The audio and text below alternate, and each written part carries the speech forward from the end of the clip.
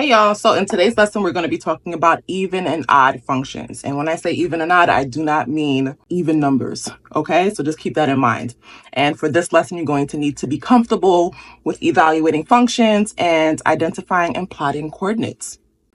And then for this lesson, you're going to need station 1 and you're going to need a pencil, okay?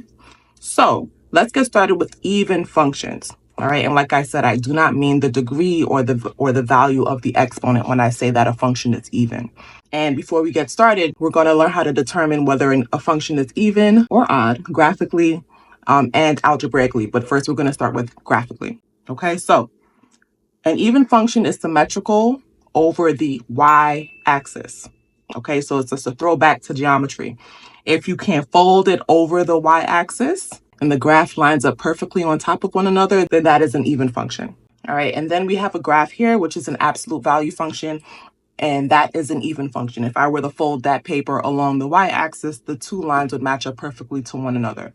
So let's take a closer look at what happens to the coordinates for even functions. All right, so for point 1, -1, if I reflect it across the y-axis, I get point -1, -1. My next point, I have 2, 0. And then if I reflect it across the y-axis, I am getting -2, 0. And then for 4, 2, go ahead and see if you're able to identify that point on your own. For point 4, 2, when I reflect it across the y-axis, I am getting -4, 2. So for any point x, y, we're seeing some sort of trend. When it reflects across the y-axis, the x value becomes its opposite. So we have -x and the y value stays the same, and then y. All right, let's move on to example 1a. And we want to complete the graph of this even function. So we know that the function is even, so we know that it's going to reflect across the y-axis. And we already know the rule. So any coordinate, any point x, y, we know that the x is going to be the opposite and the y is going to stay the same. So let's look at the 3 points that we have here. First point we have here is 1, -4. And we know that when it reflects across the y-axis, the x is going to become negative and the y is going to stay the same. So it's going to become -1, -4. All right, my point 2, -1 is going to become -2, -1. And then try to do the last one on your own. The point 3, 4, what is that going to become after you reflect it across the y-axis? All right, so it should become -3, 4. You connect your dots and you see that you have a quadratic function. You have a parabola and it is even. If you fold it across the y-axis, it lines up perfectly on top of one another. All right, so let's move on to example 2a. So a function is even if replacing x with -x gives us the same function. In algebraic terms, if the function is even, f of -x will equal f of x. All right, so let's try a problem. So now we want to show algebraically that this function is even. The way that we're going to do this is by every place that I see an x, I'm replacing that x with a -x. So f of -x equals to -x in parentheses, and then that's to the second power, then -5. All right, so now you're probably asking, how am I supposed to do this? Well, you're going to treat that x like it's a value. We don't know what value it is, but we do know that when we square a negative value, it becomes positive. All right, so -x in parentheses to the second power is going to become x squared, which is just positive. Nothing happens to the 5, so we just bring that down. So when I plug in -x into this function, I'm getting x squared minus 5, which is the same exact function I had in the beginning. So this function is even. So at the bottom there, you're going to say that since f of -x equals f of x, the function is even. Okay? All right, so now let's move on to odd functions. An odd function is symmetrical over the origin. And a trick that I like to use when I'm trying to figure out if a function is odd, I kind of flip my paper over. So I'm going to show you right here. Don't mind the notes that I have here. This is the function here. And if I flip it over like that, it's the same exact graph. Okay? So that's a feature of an odd function, and all odd functions are going to go through the origin, through 0, 0. Okay, let's look at the points that are given to us on this table and see what happens when it gets reflected through the origin. Our first coordinate is 1, 1. And then when it's reflected through the origin, it becomes -1, -1. Our next coordinate is 2, 2. And then when we reflect it, it becomes -2, -2. What do you think the next coordinate is going to become? So for 3, 3, our coordinate is going to become -3, -3. So for any x, y coordinate that we have on an odd function graph, it's going to become -x, -y. Now for example 1b, we want to complete the graph of the odd function. So we already know our rule. X, y is going to become -x, -y. All right, so let's look at the 3 points that we have on the graph. The first one is at 0, 0. That's pretty easy. If you take the negatives of both of the zeros, it still is 0. So it stays at 0, 0. Our next coordinate is -1, 2. Both of the numbers are going to be opposite. It's going to become 1, -2. Our final point is at -2, -2. What do you think that one is going to become? 2, 2. We plot the points, and this is what you should get.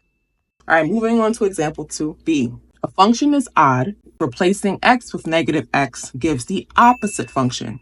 So when I say opposite, I mean that each term in the function becomes the opposite value. So if it was positive, it becomes negative. If it was negative, it becomes positive. And then algebraically, that is saying f of -x equals -f of x. And I'll show you what that looks like in a sec. So we want to show algebraically that the function is odd. We're starting it off the same way that we did an even function. Every place that I see an x, I'm replacing that x with -x. Instead of having x to the third, I'm going to have a -x in parentheses, and that's going to be to the third power. And then minus, and then I have a 3, and I have an x. So instead of writing that x, I'm going to take that x and make it negative and put parentheses around it.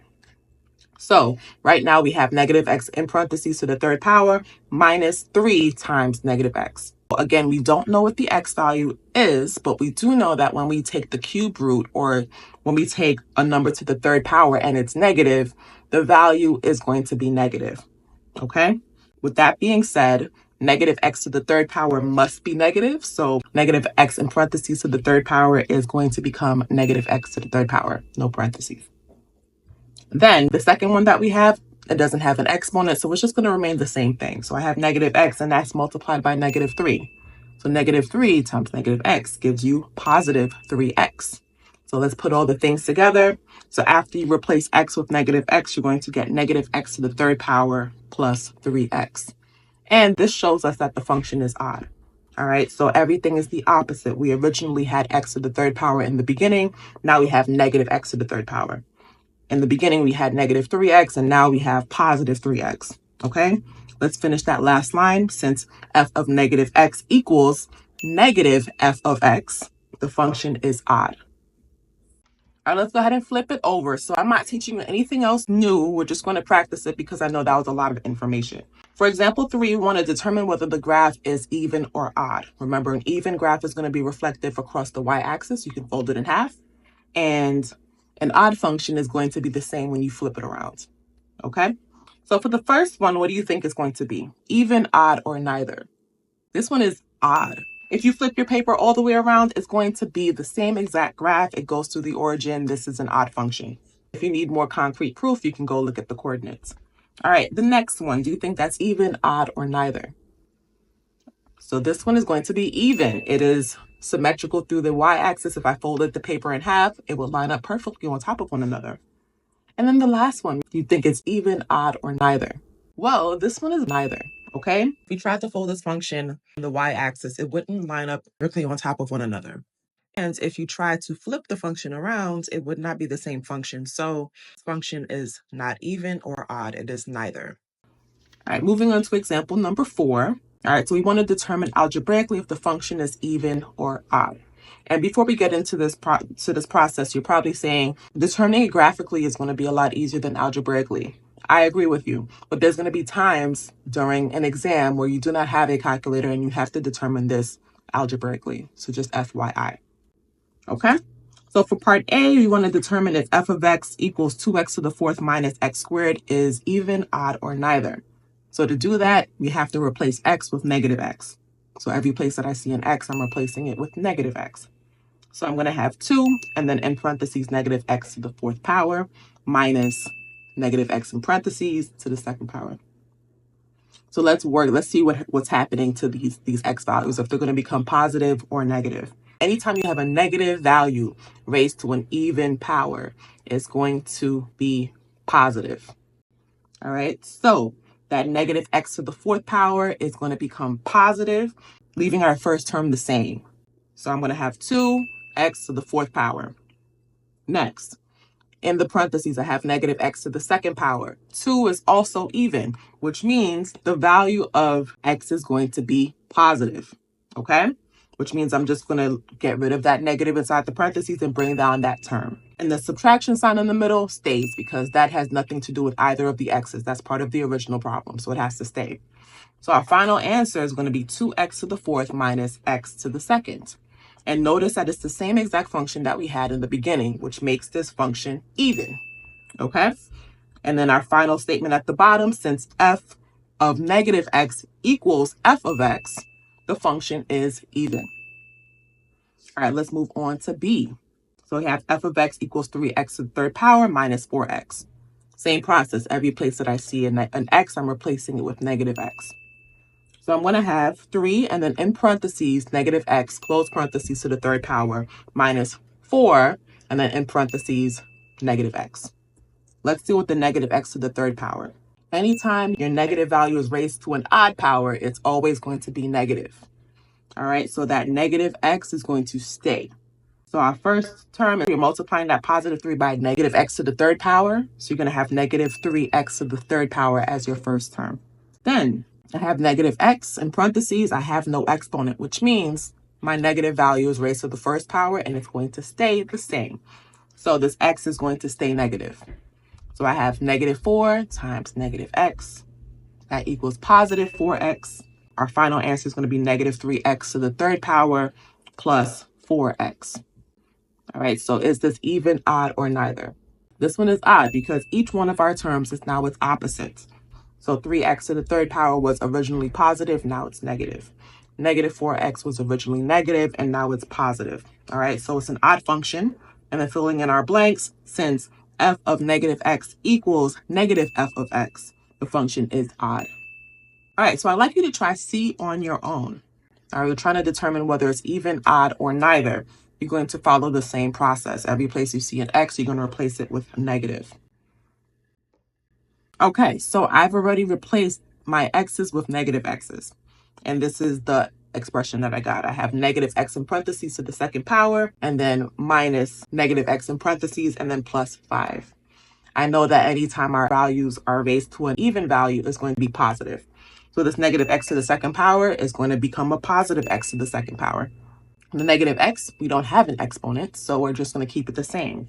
That negative on the outside times negative x gives us positive x. So I bring that down. And then the 5 doesn't have a variable, so it's going to stay the same, leaving us with this expression, x squared plus x plus 5. So this one is neither because some terms stayed the same, some terms changed. So that's going to make this function neither. All right, so check that off and we don't have to fill out the sentence at the bottom. And then part D, we have a fraction or rational expression. The process is the same. Every place you see an x, you're going to replace that x with negative x. X squared becomes negative x in parentheses to the second power plus 5. And then at the bottom, you have 2 and then negative x in parentheses to the fourth power. Both of our exponents are even, which means both of our x values are going to stay positive. Okay? So my negative x to the second power is just going to become x to the second power. The plus 5 doesn't have a variable, it stays. And then at the bottom, our negative x to the fourth power is going to become positive. And then 2 times x to the fourth power stays the same. All right, so this function is even because once we plug in negative x into the function, it stays the exact same function. So our function is even, and then since f of negative x equals f of x, the function is even. Okay, so I know that was a lot of information. Please let me know if you have any questions, and please take your time with moving on to the next assignment.